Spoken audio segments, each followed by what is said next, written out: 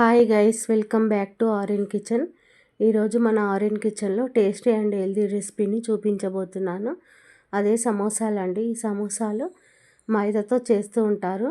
మైదా హెల్త్కి మంచిది కాదు కాబట్టి నేను ఈరోజు గోధుమ పిండితో ఎలా సమోసాలు చేయాలో చూపిస్తాను. ఈ ఒక్క వస్తువు ఉంటే చాలండి, ఎన్ని సమోసాలైనా ఈజీగా చేయొచ్చు. ఆ వస్తువు ఏంటో కూడా ఈ వీడియోలో చూపిస్తాను. ఎక్కడా స్కిప్ చేయకుండా వీడియో మొత్తం చూసి మీరు కూడా హెల్తీగా ఇలా గోధుమ పిండితో సమోసాలు చేసి మీ పిల్లలకి పెట్టండి. వాళ్ళ హెల్త్కి కూడా చాలా మంచిది, చాలా ఇష్టంగా తింటారు. టేస్ట్ కూడా చాలా బాగా వస్తాయండి. ఇంకెందుకు ఆలస్యం అండి, మరి అంత టేస్టీగా ఉండే ఈ సమోసాలను ఎలా చేయాలో ఈ వీడియోలను మీకు పూర్తిగా చూపిస్తాను. ఎక్కడ స్కిప్ చేయకుండా వీడియో మొత్తం చూసి మీరు కూడా ట్రై చేసి చూడండి. ఎలా వచ్చాయో నాకు కామెంట్ బాక్స్లో కామెంట్ పెట్టండి. ఇప్పుడు ఒక కప్పు గోధుమ పిండిని తీసుకొని ఇలా జల్లించుకోవాలి. తర్వాత దీంట్లోకి ఒక గుప్పెడు బొంబాయి రవ్వను తీసుకోవాలి. తర్వాత దీంట్లో ఒక spoon salt, half spoon sugar వేసుకోవాలి. షుగర్ వేయడం వల్ల సమోసాలు క్రిస్పీగా మంచి కలర్లోకి వస్తాయి. తర్వాత దీన్ని కొంచెం కొంచెంగా వాటర్ పోస్తూ చపాతీ పిండిలా కలుపుకోవాలి. ఇప్పుడు దీంట్లోకి స్టఫింగ్ కోసం ఒక 3-4 ఆనియన్స్ తీసుకొని చిన్న చిన్నగా కట్ చేసి పెట్టుకోవాలి. ఇప్పుడు స్టవ్ వెలిగించుకొని కడాయి పెట్టుకొని, కడాయి వేడెక్కిన తర్వాత ఆయిల్ పోసుకొని మనం కట్ చేసి పెట్టుకున్న ఆనియన్స్ని దీంట్లో వేసుకొని గోల్డెన్ బ్రౌన్ కలర్ వచ్చేంత వరకు ఆనియన్స్ని ఫ్రై చేసుకోవాలి.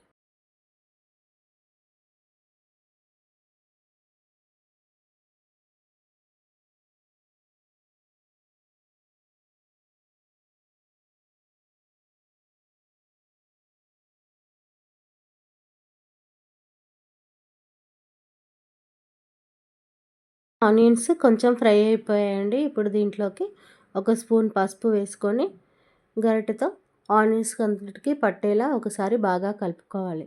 తర్వాత ఇందులో ఒక స్పూన్ కారం, ఒక స్పూన్ సాల్ట్ వేసుకొని మళ్ళీ ఒకసారి గరిటెతో బాగా కలుపుకోవాలి.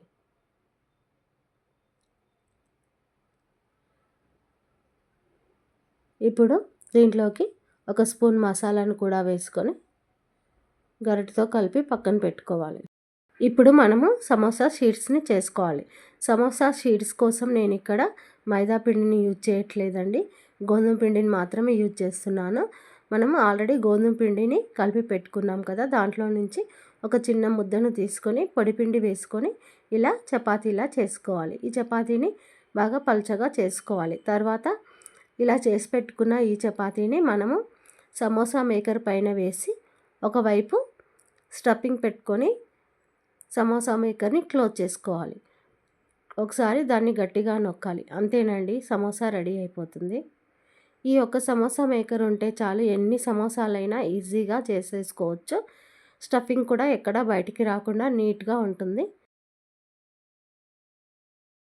ఇప్పుడు ఈ గోధుమ పిండి షీట్ని మనము సమోసా మేకర్ పైన వేసి ఇలా ఒకవైపు ఒక స్పూన్ స్టఫింగ్ని పెట్టుకొని అంతా స్ప్రెడ్ చేసుకొని దీన్ని క్లోజ్ చేసేయాలి. అంతేనండి, సమోసా వచ్చేస్తుంది. ఇలా నేను వీడియోలో చూపిస్తున్నట్టుగా మీరు కూడా చేసేసుకోండి. ఇది ఒకటి ఉంటే చాలండి, ఏ శ్రమ లేకుండా ఎన్ని సమోసాలన్నా హ్యాపీగా చేసేసుకోవచ్చు. ఇలా స్టఫింగ్ అంతా పెట్టిన తర్వాత దీన్ని రెండో వైపుకి ఇలా పెట్టి గట్టిగా నొక్కి ఎక్స్ట్రా పిండినంతా ఇలా చేతితో తీసేయాలి. అంతేనండి, సమోసా రెడీ అయిపోతుంది. ఇప్పుడు దీన్ని ఓపెన్ చేసి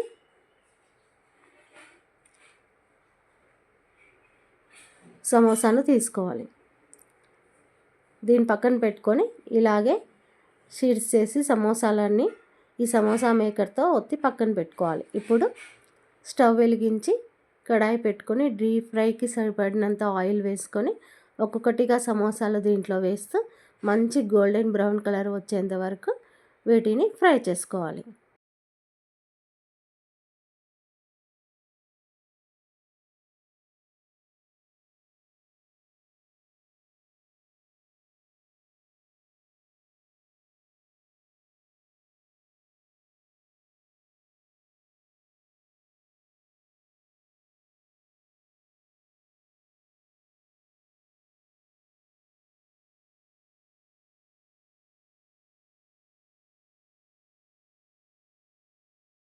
ఈ సమోసాలను రెండు వైపులా కదుపుతూ మంచి గోల్డెన్ కలర్ వచ్చేంత వరకు ఫ్రై చేసుకోవాలి.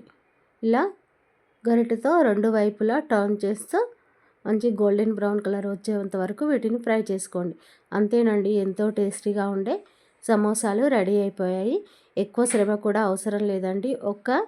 మనకి సమోసా మేకర్ ఉంటే చాలు, ఈజీగా ఎన్ని సమోసాలైనా చేసేసుకోవచ్చు. ఇంకెందుకు ఆలస్యం అండి, మీరు కూడా ఈ రెసిపీని ట్రై చేసి ఎలా వచ్చిందో నాకు కామెంట్ బాక్స్లో కామెంట్ పెట్టండి. వందలు పెట్టి మనం బయట కొనుక్కునే బదులు ఇలా ఇంట్లోనే గోధుమ పిండితో హెల్తీగా చేసేసుకోండి. మనం బయట తీసుకునే సమోసాల్లో వాళ్ళు యూజ్ చేసిన ఆయిల్ని పదే యూజ్ చేస్తూ ఉంటారు. అది హెల్త్కి మంచిది కాదు. పైగా వాళ్ళు సమోసా కోసం మైదా పిండిని యూజ్ చేస్తారు, అది కూడా హెల్త్కి మంచిది కాదు. కాబట్టి ఇలా ఇంట్లోనే హెల్తీగా చేసేసుకోండి. Bye guys. ఈ వీడియో కనుక మీకు నచ్చినట్టయితే ప్లీజ్ లైక్ చేయండి, షేర్ చేయండి, సబ్స్క్రైబ్ కూడా చేసేసుకోండి. ఇంకో మంచి టేస్టీ అండ్ హెల్తీ రెసిపీతో ఇంకో వీడియోలో కలుసుకుందాం. Bye guys.